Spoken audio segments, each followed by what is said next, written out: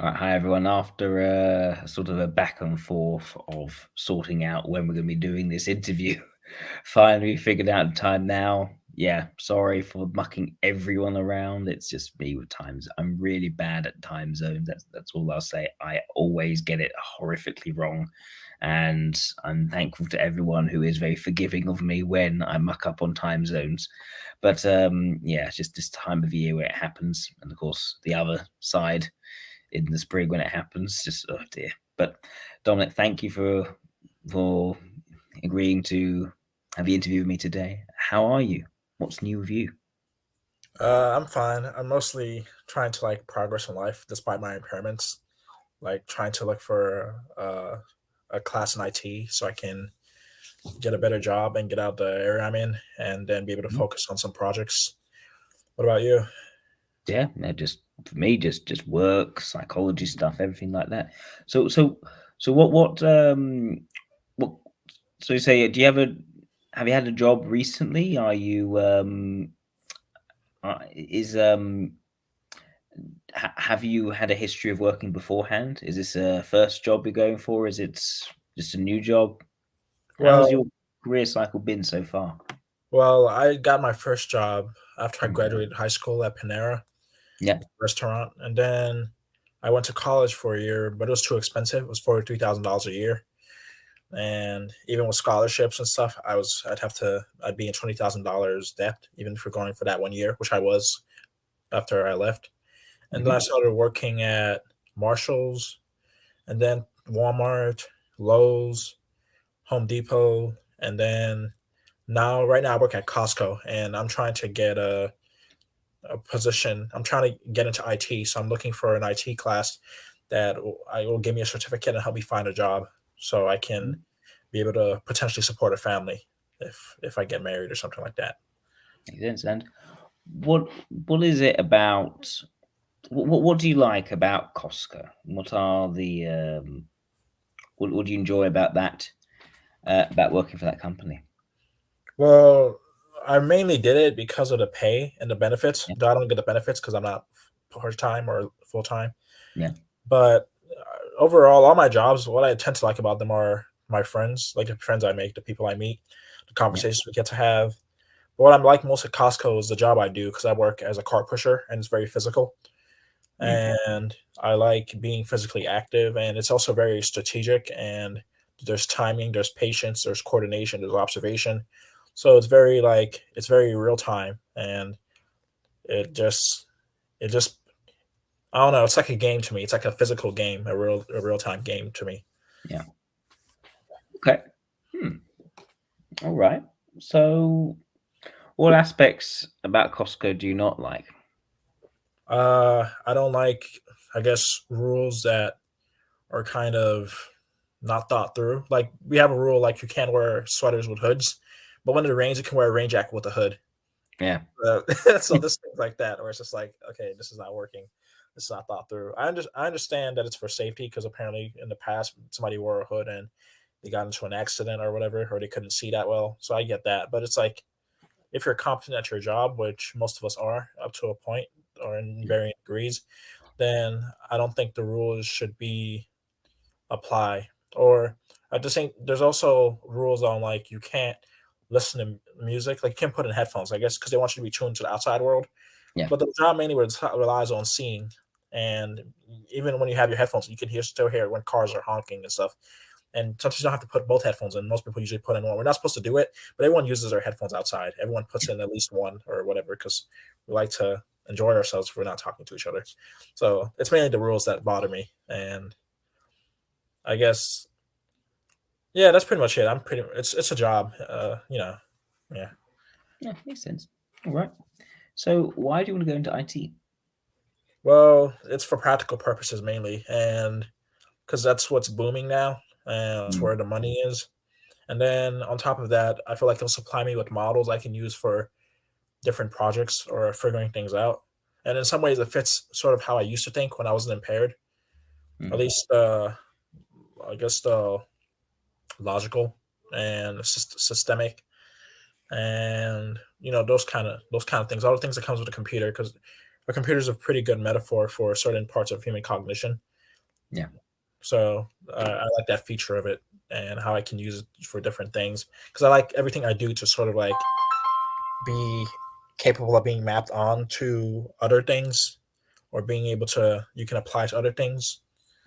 So yeah, Hmm. Okay.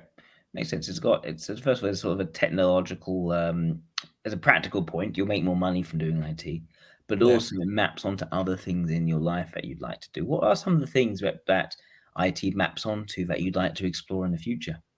Well, I went back to school. I was in school starting last year and the end of this spring Hmm. at a community college, and I was studying to become a psychologist. I wanted to get into cognitive science specifically, especially after listening to John Vervaeke, and I was like, "Oh wow, people actually are exploring these ideas I've been thinking about and things I've been reading about." So I was like, "I want to go into that and stuff like that." So I see IT as like possibly giving a potential metaphor or an avenue into human cognition and into different domains, trying to figure out certain things in philosophy and psychology and physics and things like that. So it's mainly for my intellectual goals, my intellectual and creative goals. Okay. Thank you. Um, all right. So let me see. Hmm. So what was it about psychology that attracted you? I guess I've always liked understanding people, Hmm. like and like understanding myself. But I feel like I naturally think like a psychologist or a psychologist and phenomenologist. Like whenever people do something in the past, I would always be like, "Why did you do that? What was going on in your head for you to do that?" Mm. Or what were you influenced by? What was going on in your physiology? What was going on in the environment that influenced you? Or how Mm. are things reporting themselves to you for you to behave how you're behaving, or for you Mhm. to reason how you're reasoning, or for you to be feeling how you're feeling? So it comes with a fascination with human beings and organisms and myself and the world and stuff. It's just part of the general trend of trying to understand things. Mhm. Makes sense. So when it comes to what causes a human being to do X, Y, Z, is that for you something which is like a system where, almost like an organism, it also being quite an advanced system where inputs lead to outputs? Or is it more about the about individuals and their particular psychologies? I guess it's both if I want to be more holistic Yeah. and because I guess I've gone through a philosophical change or a philosophical approach over the years where I become Mhm. more holistic, trying to take into account different variations. It looks like any to some people. It looks like I'm considering possibilities, but I'm actually mainly considering one main framework and Mhm. trying to come to one unified reality understanding of things where Mhm. it's kind of like when you think of the planet, you think of there are different processes that are taking place in the different states. You have solids, fluids, and stuff like that.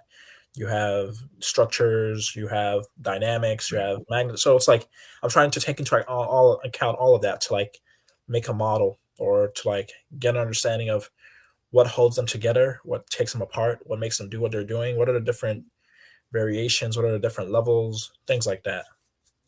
Okay. Hmm. Thank you. So interesting that you're trying to put together this model of understanding which fits many different parts under it, but Yeah. tries to make sense of things through that model. Um, okay. So I guess a question I'd like to ask is why do you like more physical jobs like car crashing? Why is that why is that something you like to do? I guess since I was a kid, I've always been into being physically strong and keen and observant. Hmm. Like it's one of the things I like about anime characters Mm. and superheroes and stuff. I guess I've always wanted to be exceptional and be at the peak of my strength. I also like mythology for that reason, like Greek mythology, like Hercules and stuff. Yeah. So I've always wanted to be my best. And like there was a period where I wanted to become a Shaolin monk because it had a fusion of the mental and the physical, Yeah. where you get to meditate and stuff like that and refine your Mm. mind, but you're also very physically strong and skilled and Mm. capable of defending yourself and stuff like that. So I think that's where it comes from. Okay. Thank you. Hmm. Hmm. All right. Let me see. So In what what aspects of your work have you always found more difficult to do? Uh, to be honest, none. Mm, Except, I guess, maybe when I have to rely on other people and they're not as right. competent or they're not Yep. as methodical. Mhm. And like, because as I've worked, I'm always trying to refine and make the process more efficient. So I have a way of working, I have a way of going about things, especially when I close and have to finish up the lot by a particular time. So it's Yep. like I have a way of playing the game. So if I'm introduced to somebody new, or if I'm working with somebody who does not play the game the way I do, or if their way is not as efficient, then it can be sort of annoying to me. Okay. What other things tend to frustrate or irritate you? Uh, I guess people who sometimes people who aren't as comprehensive or aren't as open to multiple perspectives or ways of understanding. People who I uh I don't like, even though I can be weak, I don't like weakness in people. Like I Mm, like people to be strong and like even I like even my enemies to be strong and competent. Like there's a right. sense of like I don't like somebody who's weak and who hides behind that weakness or who uses that weakness as like a weapon. Except I can appreciate it strategically or something like that, but it's like I can't respect it. Mm. So it's interesting to both dislike the weak and also the narrow-minded. And I've always hmm. So why is it that on the one hand you like strength in people, but on the other hand, an openness to changing one's mind? because I see openness as more adaptive and adaptation as a feature of strength, a Hmm. feature of good development, of growing, and of, I guess, optimizing, so to speak. Right. I see. Thank you. Hmm. Do you have many friends? Uh, I guess I like to think of it in terms of like a concentric circle, like a Yep. ripple. And at the center are those who are closest to me, and they're close to me due to proximity of similarity or interest or knowing them for a longer period of time, longevity. Yep. And then it ripples out and it becomes like towards associates and strangers. But I can befriend pretty much anyone if Yep. so that's kind of how I tend to see it.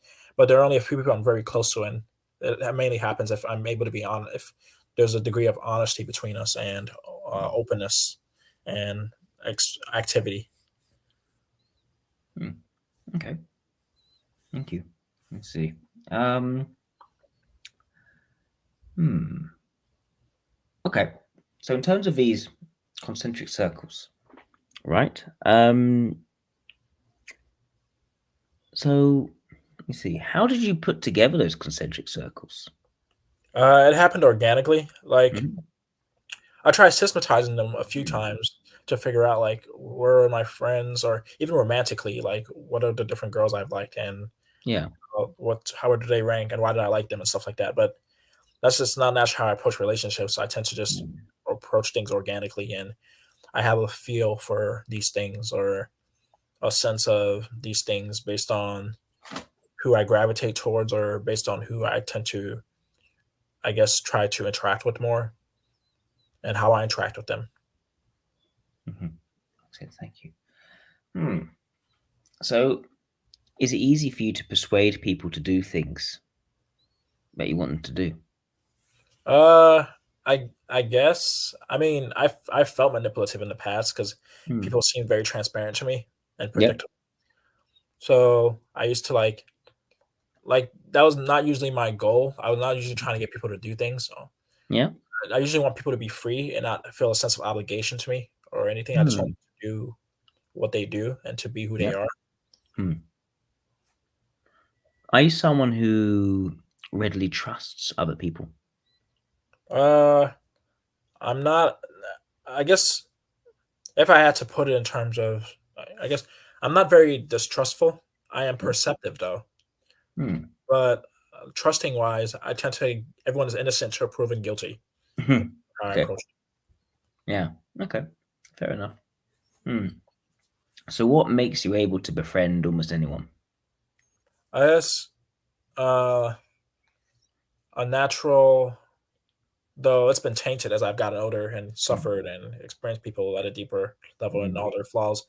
A natural philanthropy, mhm. like just sort of, and also maybe a Christian upbringing and maybe temperament, like just being well disposed towards people and valuing them, seeing that they have intrinsic worth and wanting to find what's interesting about them and wanting to entertain them and connect to them. Okay. So, a sort of upbringing, or upbringing inspired or helped goodwill towards other people Yeah, and assessment of character in positive. yeah. Mm. Okay. Thank you. Let me see. Hmm. What do you? Hmm. What situations do you feel most confident? Uh, right now, not as I'm not as confident as I used to be.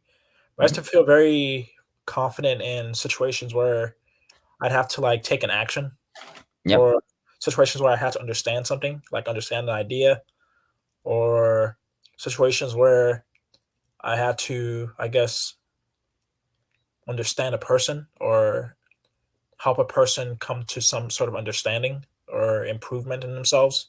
Yeah. I used to like physically train my friends when I was growing up, from middle school, from late elementary throughout middle school to early high school. Hmm. And I used to also teach them and preach to them and stuff. And I've always been sort of, I guess, professorial. Yeah. I've always suggested that I make a good professor or a good pastor. So Mm. things like that. Mm. And what do you mean by professorial? I guess, somebody who lectures, who somebody who gives out their knowledge and their understanding, who Mm. and somebody who can entertain. I've also been in theater, so there's this Good. performance, basically anything that requires performance. I've always been, even physical actions, a type of performance for me, where it's just Mhm. like being able to like be on. Are you someone who likes being? Um, are you someone who likes having an audience? I like an audience, Mhm. especially if I can reach them and entertain them or like impress them Mm. and help them enjoy things. So I like to sometimes I like to turn things into a party. I just like to have lots of fun. Yeah. Okay. Yeah. Mm. I see. So, mm. um, for you, is it more important to be efficient or to be fun? Ooh, that's tough. Mm. If I can have both, if I can have efficiency in a fun way, I'll do it. But Mm. overall, it depends if I'm working or if I'm socializing and playing. Mm. Working, I'd prefer to be efficient, Yeah. but if I'm socializing or playing, it's fun. Mm. No, understandable. Okay. Hmm. So, are you more likely to be critical of someone who spoils the mood, or someone who is not learning and developing their skills and capabilities to be competent? The latter. Mm. Okay. Thank you. Let's see. Um. Hmm. So, how easy is it for you to just relax?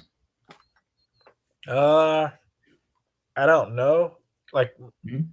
most of the time, I can't tell if I'm relaxing. Like Yeah. most of the time, I tend to feel like in the past I used to have a lot of energy Yeah. and I like being active. And if not, then I like being calm and sort of like receptive and meditative Mm. towards the world and towards situations. So I guess in that regard, I'm either naturally energetic or I'm calm and level headed. Okay. But Hmm. I'm not sure if I'm relaxed. Like I think Miyamoto Musashi, Japanese samurai, Book of Five Rings, he Yeah. said something like, "Be alert on the inside, but calm on the outside." This is sort Oh, of like be ready for anything, but like still be in control. And even if you feel something physiologically like fear or something, keep your mind clear, keep your mind stable. even as you're feeling it in your body. So that's kind of how I tend to approach things. Okay, thank you. Hmm. So, uh, so when it comes to forming these sorts of following these kinds of philosophies, is that something you do? Like are you someone who reads very widely as different ideas and areas? Uh, Wow, that's that's my new library because I lost most of my wow. books. After I Yeah, got sick. yeah, So most of my books were given away. So I've been building it back up. right. Yeah, I read on all sorts of subjects and topics, any and everything. And what are you doing with all these different subjects and topics? What's it all working towards? What's the point of it? I guess, to be honest, I don't fully know. I guess I want some sort of understanding, or and to for it to fuel my creativity and Yes. to feel like how I can problem solve in different areas in human knowledge. Because I've always wanted to contribute something to the world, like be a part of something, and Yeah. help the perennial issues that human beings face and the pressing issues that we're facing right now, and try to help us get somewhere. So a part of it comes from there. So it's like there are multiple motivations for these learnings. Thank you. What are some of the main issues that you will be focusing on helping?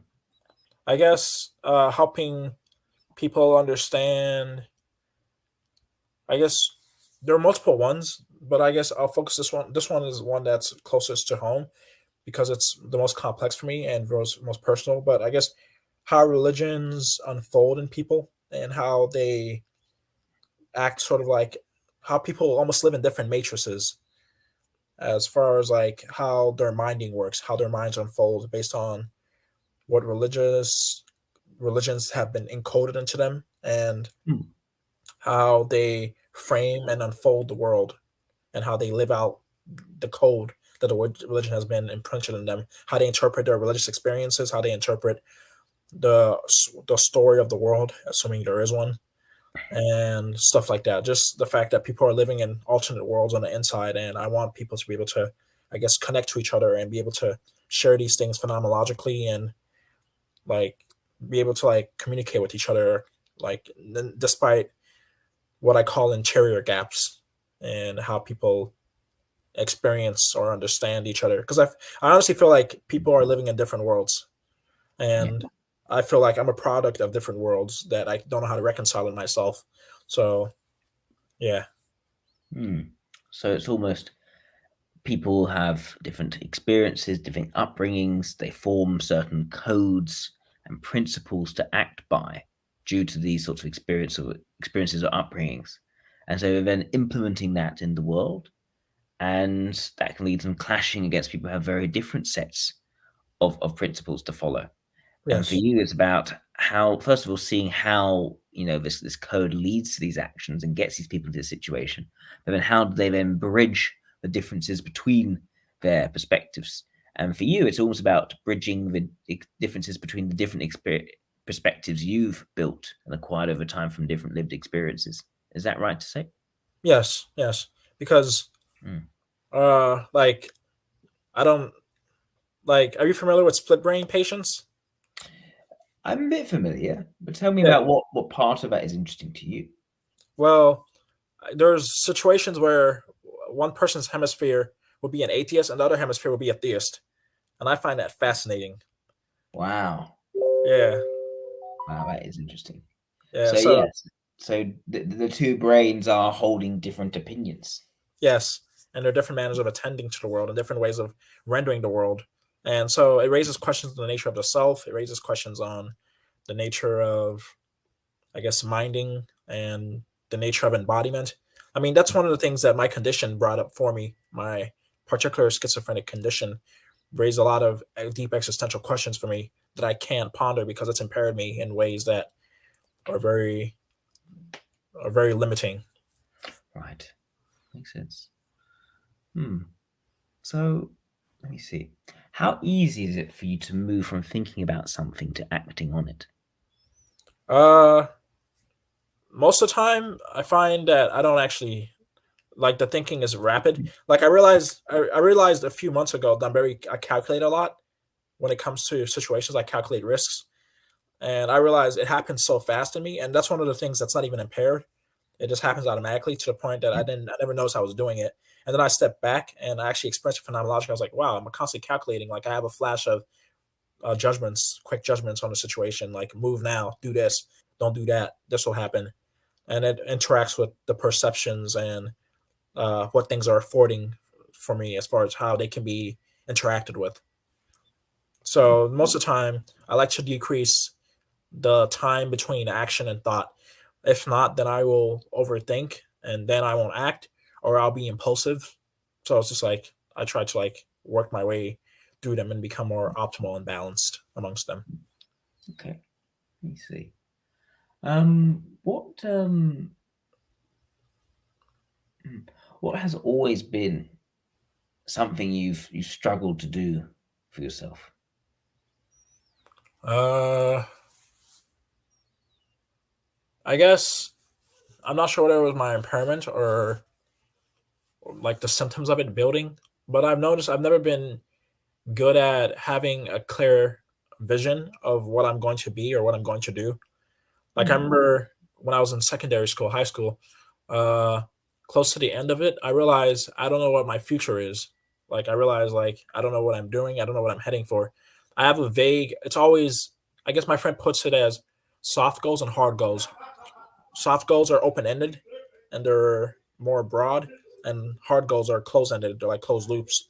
And I tend to have more of I have a soft goal for my overall life as far as what I want to do, but I don't have uh, a concrete or step by step structure for it unless I attract other people or they help me shape it out or somebody gives me a structure to work inside of. So I've always struggled with that. It's interesting, and it's always other people are giving you the structure to work within rather than you figuring out where that journey is, what Yeah, that outcome is. You can yeah, see the things you could do, but for you seeing what things will be and where is that going and what's the important line to take, that's something which is not naturally easy for you. yes. Okay. Let me see.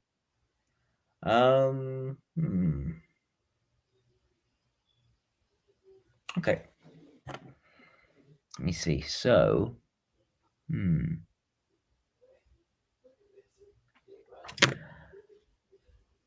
So what qualities do you admire in other people that you don't have yourself? I guess I admire. Uh, Please hold on. Hmm? You hello? Oh, I see. Okay.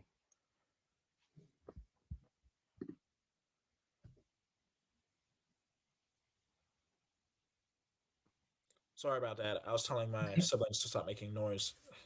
It's all right. Yeah. As far as what I admire that I can't do or I don't do, I admire people with vivid imaginations. 'Cause I have aphantasia, so I can't. I have very poor imagery. So that's capacity wise. Character wise, I admire people who are very, I guess, patient and because I used to be very quick tempered. So I like people who are very calm and naturally very loving, and the loving is consistent. They're very nurturing. Like Yeah. they can do. They're nurturing in a very concrete way. Like they can, and you can tell that they actually care, and they're there for you. I also admire people who are because I'm thinking I have to think in terms of what I can't do because there are lots of things that I feel like I can do. So it's harder. But I guess I also admire people who are, I guess, assertive. Not so much assertive. I guess disagreeable because I feel like I'm not polite, but I'm very what's the word diplomatic, or I tend to want to aim for harmony. So as a result, I will let situations go on without asserting myself, or if not, if I do, it'll be too harsh, it'll be too aggressive, or I'll be too blunt. So it's like I can't. I don't have the skill to like. I don't have the skill to be very tactful and diplomatic in a way that mutually benefits both of us. I'm either too harsh or I don't share at all. Hmm. So it's all kind of an all or nothing. You're both either diplomatic to the extreme or you're almost blunt to the extreme. There Yeah, isn't any sort of So, but you admire those people who are able to be more on the blunt side. Well, it's more like I'm naturally more blunt with how Yes. I want to express. If not, then I'm a bit too passive. I feel like I have to protect other people from myself. So I almost uh have to make myself weaker. If so I admire those who can be assertive and diplomatic. I wish I was like when I think of like ENFJs or something, when they're not being like some of the ENFJs I met, when they're not being insipid and stuff like that. When they can set boundaries, they can negotiate, but they do it in a way that's like they can point out wrongs. Like my sister put it as like even like carefrontation, the sense of like care, but confrontation at the same time. While with me, I feel like if I'm either do care, or I do confrontation. I can't Mm. do both together. I see. So you go between one extreme or the other, Yeah. in that you can't balance the two in a way that is effective in reaching the right outcome with people around you. Yes. So as a result, I tend to avoid conflict, or if not, then I seem argumentative. Right. Okay. Hmm. Interesting now. Because also you are someone who admires strength and the ability to acquire, um, to be a stronger person. Is that something which you've also worked on doing for yourself, becoming stronger? Yeah, because I used to physically train. Like I want to become a shaman monk, and I used Yeah. to like teach myself different skills. Like I'd meditate, I'd stretch, I'd do thousands of push-ups and squats and run miles, 20 miles. Uh, just training my senses, observation skills, learning how to track animals, just all sorts of different things when I was a kid growing up. And some of it was inspired by anime, like animes I watched. I was like, oh, let me try that training. Let me see if it's real. So I tested different things out to see like what are human beings capable of and stuff. So some of it is there from training, Yeah. but and so it gave me a solid internal confidence and a solidity. But then I realized I had a great emotional vulnerability that came out when I was tried with something that almost ruined my life, and also tried with romance, like falling in love. It makes you very vulnerable and raw. So things like that. Hmm. Thank you. Hmm. Okay. That's the thing that almost taking the example of anime. And was that you wanted to be an anime character? Was it that you just wanted to acquire the skills of one? What I made wanted what? to. I guess a part of me wanted to be an anime character. Like I really admired Goku Yeah. from Dragon Ball Z and Dragon Yeah. Ball, and Yusuke from Yu Yu Hakusho. Mm. Uh, just things like that. Inuyasha, like just. And what's funny is that they're all you can say they're usually typed as high SE users.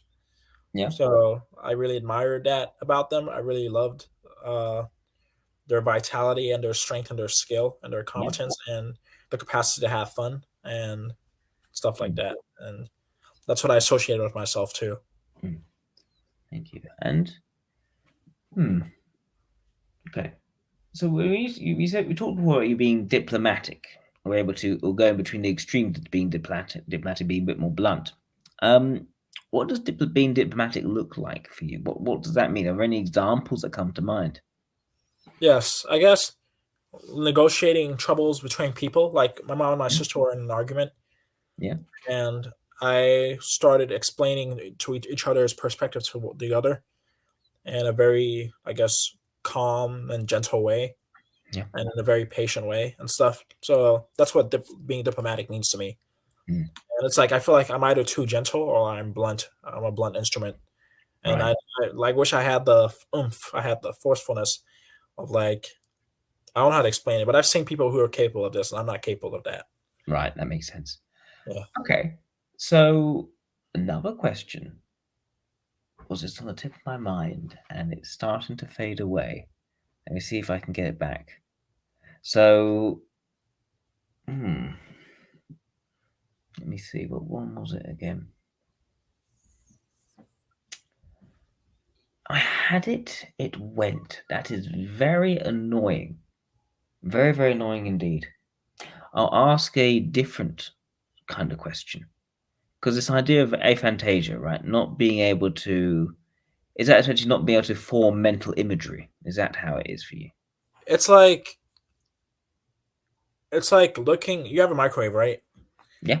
It's like when you put something in your microwave and you look at the glass, you can see it, but it's still dark.